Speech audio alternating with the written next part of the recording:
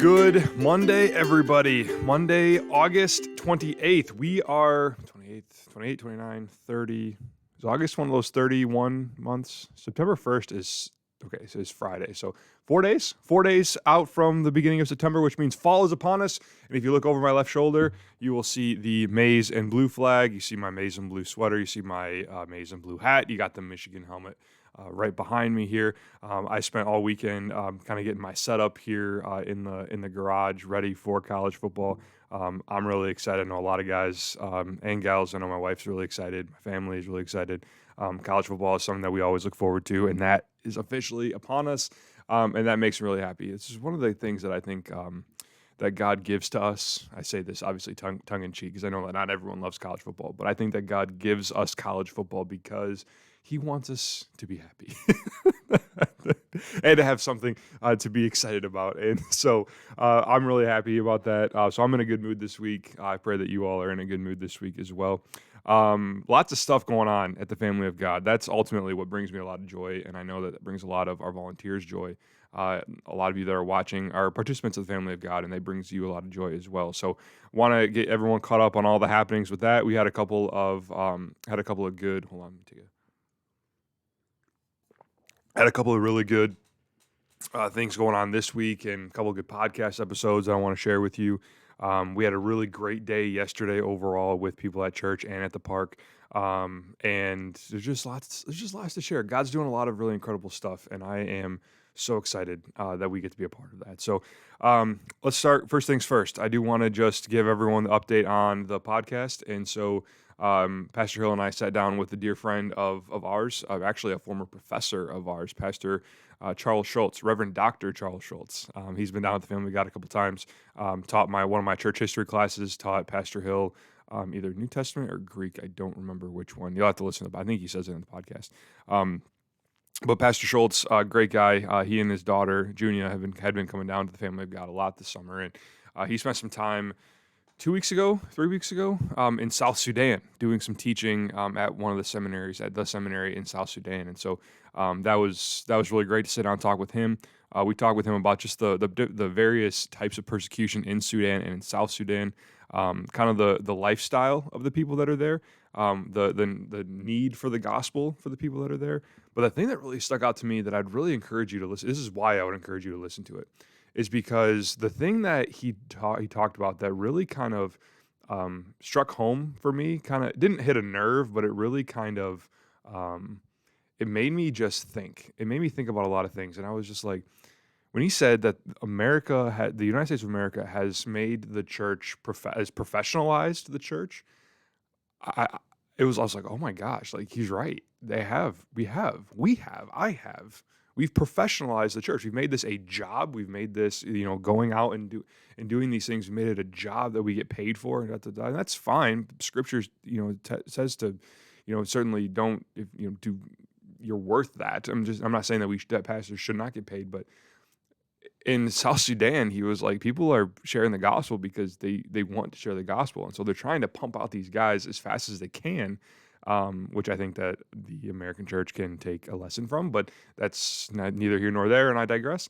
And they'll pour into these people for a little bit of time. They make sure that they've got the salvation story straight, and then they go out to essentially make house churches where they gather around the word and talk and all that stuff. So I mean, it's just such a dramatic, different way of life that I was like, man, that was really awesome. So please go and listen to that episode. It's called Suffering in South Sudan with Reverend Dr. Charles Schultz.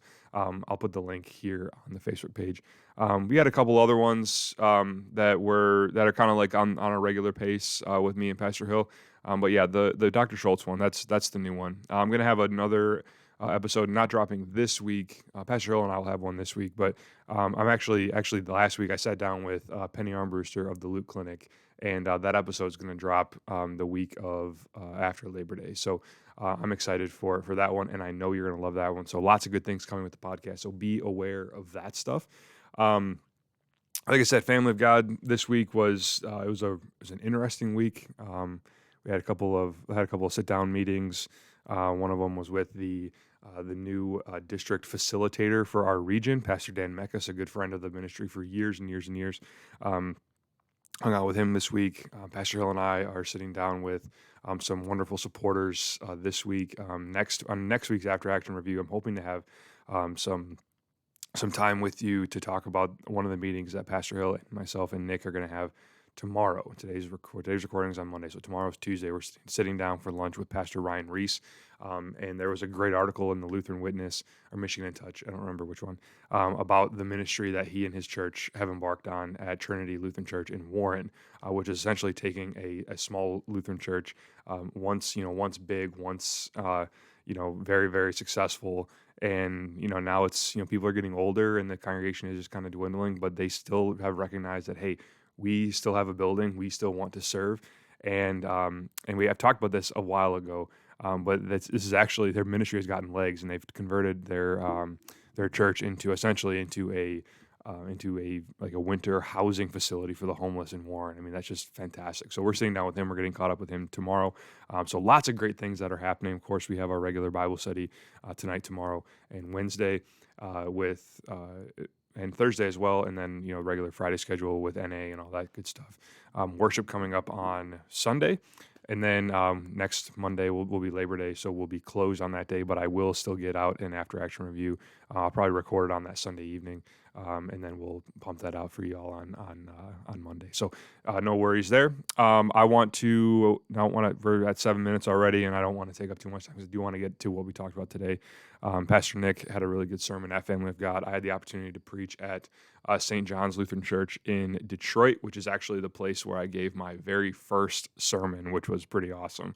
It was one of those sermons where I remember being really, really nervous, and I look back and I see Pastor Hill sitting in the back, arms crossed. He's watching me, and not in a I'm judging you way, just in a very stoic way that just intimidated the heck out of me. So that was a great opportunity to be there, and it was really fun to be back. What a fabulous congregation! The music and the everything about that service was just something that I had missed, something that we don't typically experience at the Family of God in St. Stephen, and it was just a breath of fresh air. I loved it. It was great to be there and to fill in for Pastor Robinson. And I told them, I said, make sure that y'all, when Pastor Robinson's unable, call one of us. I think all three of us, me, Pastor Hill, and Pastor Nick, really enjoyed our time being there. So, all right, but the text that we shared was, Pastor Nick and myself, Matthew chapter 16, verses 13 through 20. And I'm going to read it to you, and then we'll talk about it. And you're going to see some and hear some themes that I've talked about before in various sermons. So this is Matthew 16, Peter confessing Jesus to be the Christ. So it says, now when Jesus came into the district of Caesarea Philippi, he asked his disciples, who do people say that the Son of Man is? And they said, some say John the Baptist, some say Elijah, others say Jeremiah or one of the prophets. And he said to them, but who do you say that I am? Simon Peter replied, you are the Christ, the Son of the living God. And Jesus answered him, blessed are you, Simon Bar-Jonah, Simon son of Jonah, for flesh and blood has not revealed this to you, but my Father who is in heaven. And I tell you, you are Peter, and on this rock I will build my church, and the gates of hell shall not prevail against it. I will give you the keys to the kingdom of heaven, and whatever you bind on earth shall be bound in heaven, and whatever you loose on earth shall be loosed in heaven. And then he strictly charged the disciples not to tell anyone that he was the Christ. This is when Pastor Hill and I and Nick were sitting around last week, like we always do, and we're talking about this text and trying to figure out, okay, what are the different directions, what are the ways we go with this text? And I think, first of all three of us were like, the gospel is definitely the one to preach this week. The Romans text was a good one too. Do not be conformed, be transformed, which is by the confession of that we have in Christ. But I think a more practical question for us is not a what to do question. It's actually a who you worship question. And so the question that Jesus asks Peter, who do you say that I am? Guys, that's a question that we still get asked all the time. Because one of the things that I talked about in my sermon was how did I word it? One of the things I said was how we think that we know who Jesus is we like to put Jesus in this little cubby hole and then take him out when we need him, and then put him back when we get what we need from him. And that got me thinking about my sermon that I've given at a lot of churches, and I took a couple parts of it because it was a little pertinent to it. But the different Jesuses, you've heard me talk about this a lot. If you've been a family of God, you know this is kind of like my thing, because I can't stand when people do not worship Christ crucified, when they make Jesus into somebody that he's not, or they only isolate parts of Jesus and make that all of Jesus. For example, the buddy Jesus, right? I've talked about him before. This is the Jesus he's the Jesus that's your friend. He's the Jesus that, is patting you on the back and saying how fun it was. What a ride when y'all are landed up in jail together. He's the one that's he's your yes man, right? You do whatever you want, right? I'm going to support you. Then you've got Jesus, who is the comfort Jesus, the Jesus that you call upon when you're sad or distraught or suffering. And that's the Jesus. Certainly Jesus does do that. But the tendency for Americans today is to call on Jesus only when we're suffering. Jesus, I'm in a lot of pain. Come to me, wrap your arms around me, and then I'll call you again when I'm suffering again. You got Santa Jesus. This is the one that always makes people laugh. This is the Jesus that we say, Lord, I really need a new job, really need a new car, et cetera, right? And then Jesus may or may not give that to you. But then if he happens to, we're like, oh, hey, thanks. I'll see you next Christmas, right? And Jesus certainly does grant us our prayers, but that's not all that he does. He's not this magic genie that you rub and he comes out, right? You've got Jesus that is the social justice warrior that's propped up and says, well, Jesus would do this. Jesus wouldn't do this, so therefore you should do this. We do this all the time. Both sides of the political parties, both political parties do this, and it drives me absolutely nuts. Because Jesus is not to be used as a political figure. Jesus is your Lord. And so, yes, Jesus would certainly have a lot of things to say about certain political issues. But he's not to be used up and to be propped up for your own agenda, and we do that all the time. And then you've got this practical Jesus, which practical Jesus would say, being this Christianity thing is really hard. I know that you're undergoing a lot of suffering, and I really don't want you to suffer. I really want you to be happy. So do what you got to do. Yeah, you can reject me if it means that you can be happy, right? That you can minimize the amount of suffering. Universal Jesus, right? The Jesus who loves everyone too much to let anyone perish into hell. So it doesn't matter what you believe, doesn't matter what you confess, doesn't matter what you do in this world. At the end of the day, everyone's going to be saved, right? We say this stuff all the time about Jesus. Whatever Jesus that it is, that Jesus goes by another name, and we all know this name. And Satan would rather you worship that Jesus than no Jesus at all. I mean, it doesn't matter to him because they all lead you to the same place. And so when we start to ask this question of who is Jesus, that's really important because what you say about Jesus matters. What you confess about Jesus matters. What you believe about Jesus matters. And so what I did yesterday was I started to unpack the different ways that people view Jesus. What is Jesus to America? What is Jesus to the church? And I started with some numbers because as I was preparing for this, and I wanted to make sure that I had these for you, I started thinking about a sermon that I heard at the seminary 6 years ago, I think it was, because I had it written in 2017 on my computer. I went back and looked at it, and some of the statistics that Pastor Dale Meyer gave when he was at the seminary at Mike Holiday, when we were talking about who is Jesus, these are the numbers that as of 2017, that 92% of Americans believe that Jesus is real. 92%, right? They believe that Jesus is real. That's a good thing, right? I mean, it's good news that Americans believe that Jesus was a real person, that they believe that God is real. But here's the problem. That's not saving faith. Believing that Jesus is real is not saving. Satan believes that Jesus is real, and Satan is not saved. So that's a problem. That's not as exciting as you may think that it is. It's a good step in the right direction, but it's not the end all be all. As you go into the younger generation, the statistic as of 2017 was that 52% of adults say that Jesus is God. Okay, so that's a big deal. So that's slightly more than half, which is good. 25% say that he's the spiritual leader. Okay, that's a quarter. 18% aren't sure. 1/5 aren't really sure what Jesus is. And then here's the thing: 48% of this group, millennials, which is the group that a lot of people who watch this, they crap on, or they make fun of. I shouldn't say dump on, but they make fun of people like me. I'm a millennial, right? 48, and for good reason. 48% of millennials do not, or they only believe that Jesus is God. So less than half of people that are in my age group, that are in my, what do you call that category, do not believe. 52% do not believe that Jesus is God. 48 do, 52 down. So less than half believe that Jesus is God. And I said to the people at St. John, I said, these numbers should absolutely terrify you, not terrify you, horrify you, because it means that we haven't done our job. It means that we've become complacent with the way that things are. We have completely neglected people from the church. When I was having a conversation with a buddy yesterday, a lot of older congregations complain about not having younger people in the church, but as soon as young people come into church and ask questions, and ask, and try to, really kind of, really get gain some clarity about some things, they're told to sit down and be quiet. That's a true story, by the way. Not every church, I know that, but it tends to be the tendency of some older congregations is we want young people, but we don't actually care what they have to say, and so they leave. I gave a sermon not that long ago about half the reason. It wasn't half the reason, but it was a staggering number that the reason that people are leaving the church, that young people are leaving the church, is because they feel like they can't ask questions. The church is the place to ask questions. The church is the place to be safe to ask questions.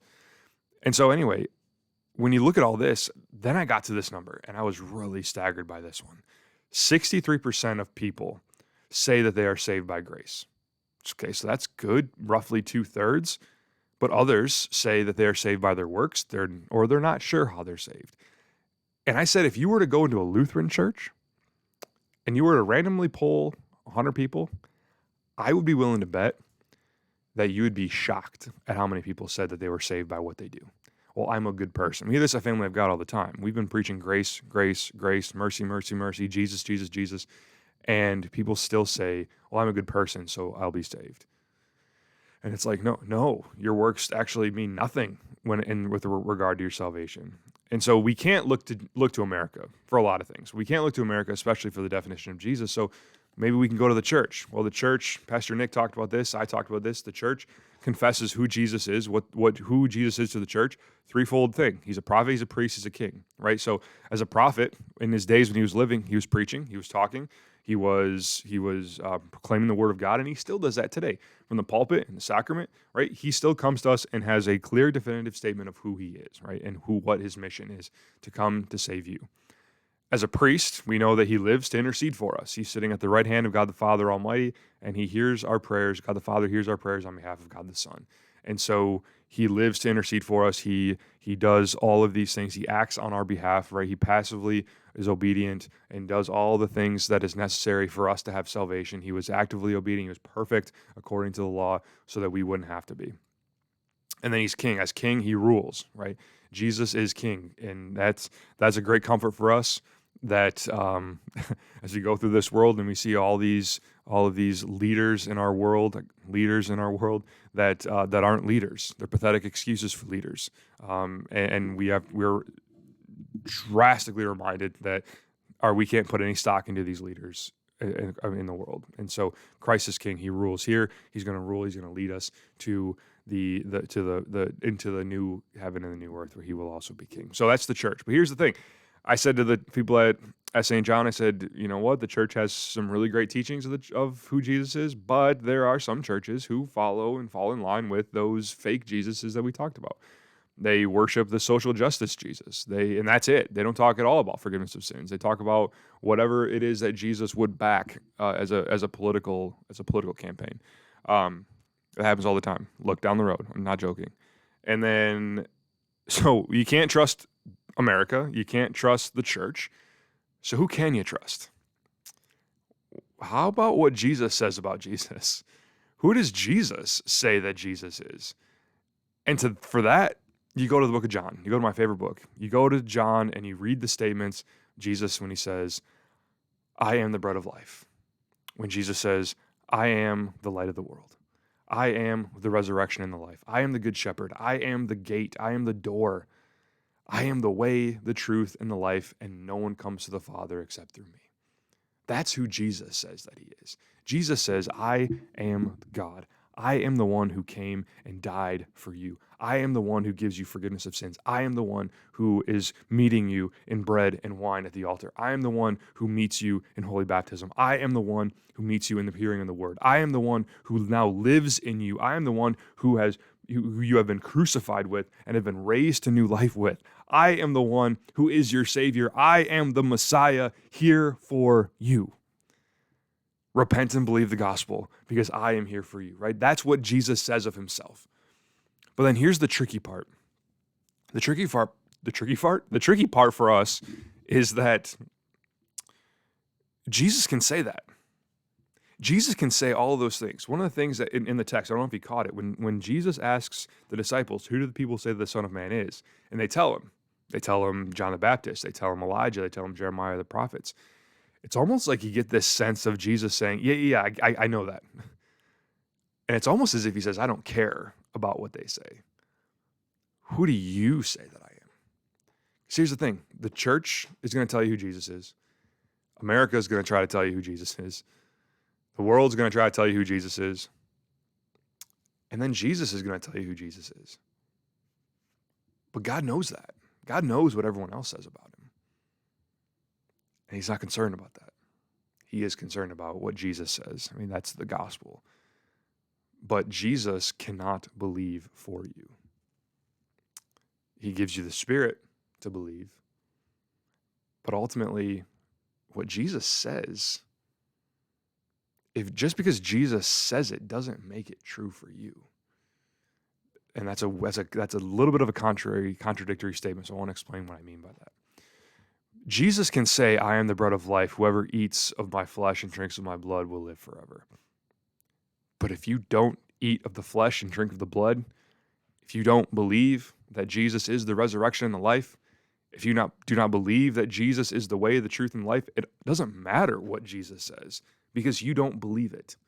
And that's why as Jesus funnels this conversation from this broad, who do people say that I am, to who do you say that I am? This is why it's so important. Because this is why in the creed we don't say we believe, right? Excuse me. It's why we say I believe together. Because no one else can believe.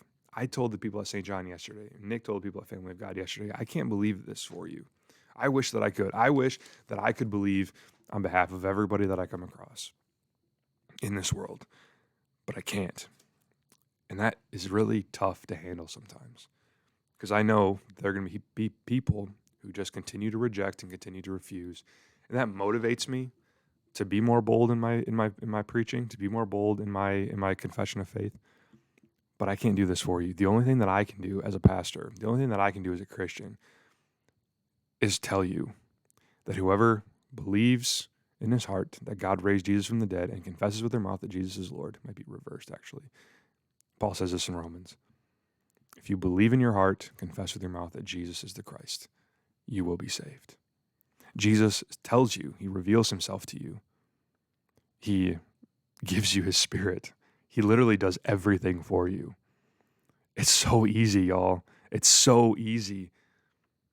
Who do you say that Jesus is? Don't buy into these lies that these people tell you in this world about who Jesus is. Jesus says, I am the truth. Jesus says, I am God. Jesus says, I am the one who died for you. None of these other gods that you worship died for you. None of these other deities that you put on a pedestal and make your own gods. None of them died for you. I died for you. Jesus died for you, right? That's the gift that he gives to you. So it's so important like I said, what you say about Jesus matters. What you believe about Jesus matters because at the end of the day, Jesus isn't concerned about what other people say. He's not concerned about what other people believe. He is, but when it comes to your salvation, he's not concerned with what other people say. He's concerned with what you say. So who do you say? Who do you say? That's the question that I want you to consider this week. Who do you say that Jesus is? And my prayer is that you'll join in the confession of St. Peter, of all the saints that have confessed that Jesus is Lord, the Christ, the Son of the living God. That is the confession that Christ builds his church upon. Believe it, live it, confess it, share it. That's the motivation for this week, you guys. I pray that is a little bit of encouragement. If you have questions, I know I said a couple things that were kind of weird. Don't hesitate to reach out to me, Facebook, email, et cetera, et cetera. I will do my best to get back to you. But I hope I explained that a little bit to you. But a lot more in that text that we could have gone into. But I'm already at 25 minutes, and I want to honor everyone's time on a Monday. So have a great week, everyone. Don't forget to stop by the Family of God and check out those podcasts. And we'll have a new episode dropping this Friday. And that's it. If no one has told you yet, everyone, God loves you, and so do we. Take care. I will talk with you all next time.